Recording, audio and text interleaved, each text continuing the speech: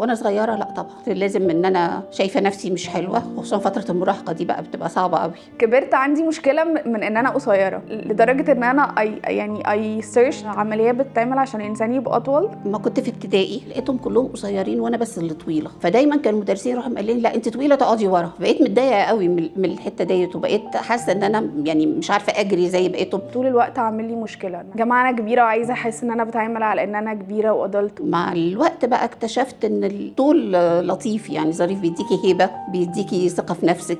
وبعدين حسيت ان هو دي ادفانتج اصلا، لو انا اكبر فهيبان ان شكلي اصغر. بالنسبه لنا عروسه باربي، يعني انت طفله قد كده ما تعرفيش يعني ايه حاجه حلوه او حاجه وحشه، فجاه جالك عروسه وسطها قد كده، شعرها اصفر طويل وعينيها ملونه وكبيره وحاجه مش شبهنا خالص. ده كان زمان شويه كله بيبقى عايز اللي هو يفرد شعره ويجري بقى ورا الهيت ورا التريتمنت والكلام ده. الوحيده اللي حسيتها بدات تبقى شبهنا شويه اول ما بوكاهانتس جت، بس برضو دي كانت مهمشه، هم الحلاوه كلها سندريلا، الشعر الاصفر وكده. انما دلوقتي الناس عايزين الشعر كيرلي، ما بقاش زي الاول اللي هو الشعر الحلو هو الشعر المفرود والناعم.